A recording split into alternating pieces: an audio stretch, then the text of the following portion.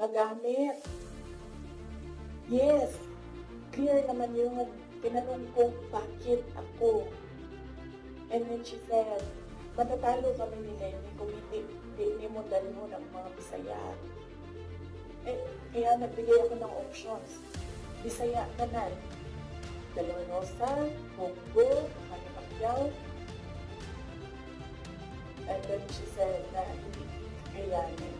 Except for Manny Pacquiao, hindi naman siya nagsabi na hindi kakayanin. Ang sinabi lang niya, nag-refuse si Senator Manny Pacquiao.